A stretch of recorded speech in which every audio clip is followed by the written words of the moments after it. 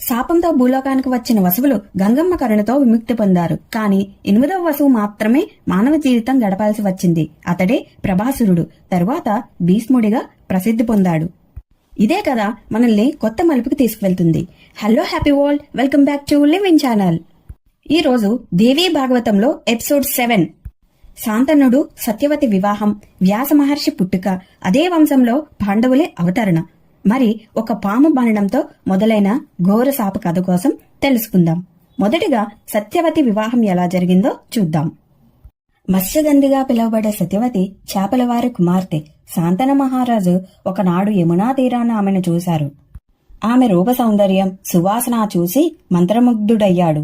ఆ తరువాత కాలంలో సత్యవతి అందం, గుణగణాలు తెలిసి హస్తినాపుర అధిపతి శాంతన మహారాజు ఆమెను వివాహం చేసుకోవాలని నిశ్చయించారు. కాని సత్యవతి తండ్రి ఒక షరతు పెట్టారు.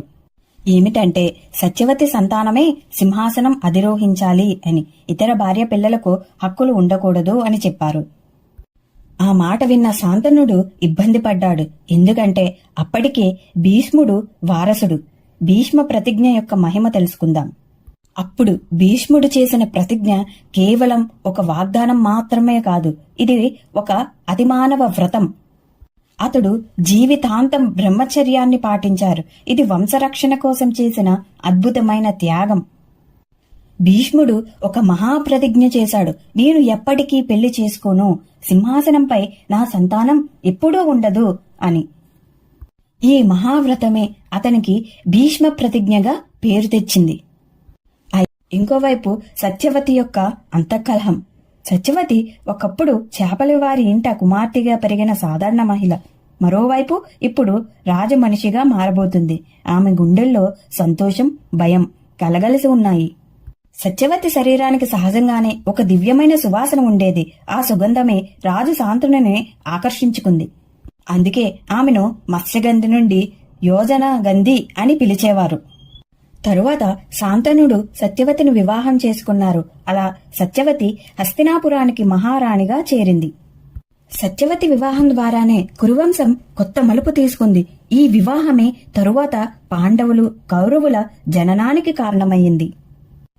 పాండవుల వంశకథ సత్యవతి నుండి మొదలైంది. సత్యవతి శాంతన మహారాజులకు 2 కుమారులు, చిత్రాంగదుడు మరియు విచిత్రవీర్యుడు. చిత్రాంగదుడు చిన్న వయసులోనే యుద్ధంలో మరణించాడు. విచిత్రవీర్యుడు చిన్న వయసులోనే హస్తినాపుర రాజ్యాన్ని అందుకున్నాడు. సత్యవతి అతనికి అంబిక, అంబాలిక అనే కాశీ రాజకుమార్తెలను వివాహం చేసింది. కాని దురదృష్టవశాత్తు విచిత్ర వీర్యుడు కూడా యవ్వనంలోనే సంతానం లేకుండా మరణించాడు.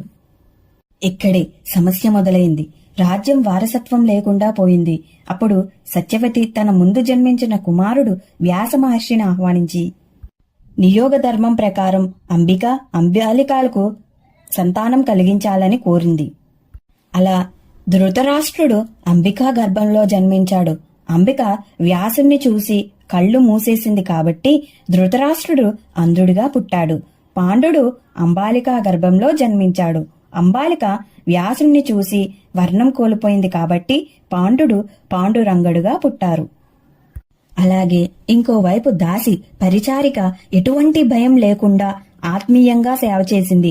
ఫలితంగా విదురుడు అనే ధర్మజ్ఞుడైన జ్ఞానవంతుడుగా పుట్టాడు. మరోసారి నియోగంలో ఒక దాసి ద్వారా విదురుడు జన్మించారు. అతను ధర్మజ్ఞుడిగా ప్రసిద్ధి చెందుతాడు. ఇలా హస్తినాపుర వంశానికి మళ్లీ వారసులు పుట్టారు. వారిలో ధృతరాష్ట్రుడు కౌరవుల తండ్రి, పాండుడు పాండవుల తండ్రి, విదురుడు ధర్మబోధకుడు అయ్యారు. విదురుడి ప్రత్యేకత ఏమిటంటే వంశపారంపర్యంగా రాజ్యం రాకపోయినా అతను కౌరవ పాండవుల మధ్య ధర్మబోధకుడిగా నిలిచాడు. తరువాతి కథలో అతడి జ్ఞానం చాలా ముఖ్యమైంది. ఇప్పుడు పాండుని వంశవృద్ధి సమస్య కోసం తెలుసుకుందాం. పాండు అంబిక, అంబాలికల పుత్రుడు. అతను వీరత్వం, ధైర్యం కలవాడు. కాని అతనికి ఒకసారి వేటలో జరిగిన సంఘటన వలన భయంకరమైన శాపం వచ్చింది.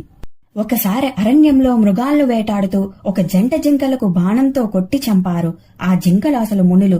మానవ రూపంలో సుఖసఖిలో ఉన్నప్పుడు వేటాడబడ్డారు. ఆ ముని కోపంతో పాండుని శపించారు. నువ్వు ఎప్పుడైనా స్త్రీతో సంభోగానికి యత్నిస్తే అదే క్షణం ప్రాణాలు కోల్పోతావు అని. అలా శాపం కారణంగా పాండు దంపతులు రాజ్యాన్ని విడిచి అరణ్యంలో నివసించారు. అక్కడే కుంతి మాద్రి దేవతల అనుగ్రహంతో పాండవుల్ని ప్రసవించారు. పాండు భార్యలో కుంతి మాద్రిలో కుంతికి ఒకసారి ఋషి దుర్వాస నుంచి ప్రత్యేకమైన వరం ఇచ్చింది.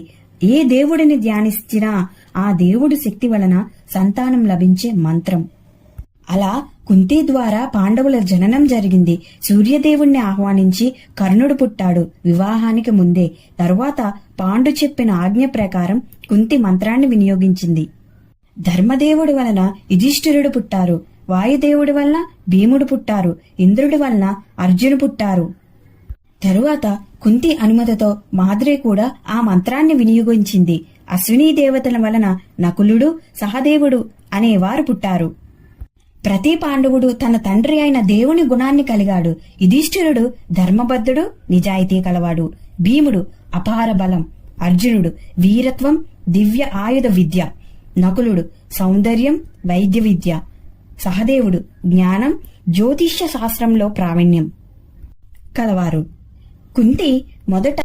కుంతి మొదట సూర్యదేవుణ్ణి ప్రార్థనతో పుట్టిన కుమారుడే కర్ణుడు. కాని ఆమె అవివాహితిగా ఉండగా పుట్టినవాడు కావడంతో రహస్యంగా ప్రవాహంలో వదిలిపెట్టింది. ఈ విషయం పాండవులు తరువాతి జీవితంలో కీలక పాత్ర పోషిస్తుంది. తరువాత పాండు ఒకసారి మాద్రితో అనుకోకుండా సంభోగం ప్రయత్నించాడు. వెంటనే శాపం ప్రకారం మరణించాడు. మాద్రి పాపాభీతితో భర్తతో సహా సతీప్రవేశం చేసింది. దీంతో కుంతి ఒంటరిగా 5 పాండవులను పెంచింది. ఇప్పుడు చచ్చిన పాము కోసం పూర్తి కథను చూద్దాం. పాండవుల కథలో ఒక దశలో అరణ్యవాసం సమయంలో ద్యౌమ్యుడు, బ్రాహ్మణులు పాండవులకు అనేక ధర్మకథలు వినిపించారు. ఒకరోజు జనమేజయుడు అనే రాజు మహర్షులను కలిసి ఇలా అన్నాడు: నా తండ్రి పరిచితుడు ఒక సర్పదంశనతో మరణించాడు. ఆ పాము తక్షకుడు అనే శక్తివంతమైన నాగుడు. జనమేజయుడు తన తండ్రి పరిచితుని మరణం విన్నప్పుడు మనస్సు మొత్తం కోపం మరియు వేదనతో నిండిపోయింది. అతని ఆలోచన అంతా ఒక్కటే: నా శత్రువు తక్షకుడు నాశనం కావాలి అని. ఇప్పుడు నేను ప్రతీకారం తీర్చుకోవాలని సంకల్పించాను. అన్ని పాములను సంహరించడానికి ఒక సర్పయజ్ఞం చెయ్యాలి అనుకుంటున్నాను. మహర్షులు కొంచెం ఆగమని, క్షమించమని సూచించారు. కాని జనమేజయుడు కోపంతో కఠినంగా నిర్ణయం తీసుకున్నాడు. అప్పుడు అక్కడే ఒక చనిపోయిన పాము కనబడింది. దానిని చూసిన మహర్షులు ఇలా ఉదాహరించారు. ఆ సమయంలో మహర్షులు చెప్పిన చచ్చిన పాము ఉదాహరణ కేవలం సాధారణ పాఠం మాత్రమే కాదు. దానిలో 3 ముఖ్యమైన బోధనలు దాగున్నాయి. ప్రతీకారం అనేది మరణించిన పాము లాంటిది. బయటకు భయంకరంగా కనబడిన లోపల జీవం ఉండదు. కోపం ద్వేషం వలన మనసు శక్తిని కోల్పోతుంది. క్షమ, శాంతి ఉన్నప్పుడు మాత్రమే ధర్మపాలన సాధ్యమవుతుంది అని. పాము శవం చూసి మహర్షులు ఇలా చెప్పారు: ఓ రాజా, ఈ చనిపోయిన పాముని చూడు.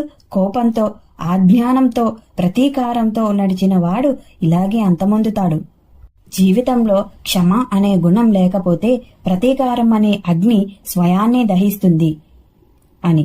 ఈ కథతో మహర్షులు సూచించారు: ప్రతీకారం కన్నా క్షమ గొప్పది. పాములు కూడా తమ శాప ఫలితంతో పుడతారు, మరణిస్తారు. శాంతి మార్గమే మనుష్యులని రక్షిస్తుంది. కాని జనమేజయుడు ఆ మాట వినక తన అహంకారంతోనే సర్పయజ్ఞం చెయ్యాలి అని పట్టుబడ్డాడు. ఇదే తర్వాతి ఎపిసోడ్లో సర్పయాగం కథకు పునాది. సో సత్యవతి వివాహం, వ్యాస మహర్షి నియోగం, పాండవుల అవతరణ, ఈ సంఘటనలు భవిష్యత్తులో జరిగే మహాభారతానికి పునాదులు వేశాయి. కాని ఒక పాము మరణం, ఒక మహారాజు కోపం సర్పయజ్ఞం రూపంలో కొత్త మలుపు తీసుకువచ్చింది. మరి జనమేజయుడి సర్పయజ్ఞం ఆగిందా? ఆ యజ్ఞాన్ని ఎవరు అడ్డుకున్నారు? పాము వంశం అంతరించిపోతుందా? మరి ఆస్తికుడు ఎవరు? ఇవన్నీ తెలుసుకోవడానికి ఎపిసోడ్ 8 కోసం ఎదురు చూడండి. Until then, please like, share and subscribe to my channel. Thank you.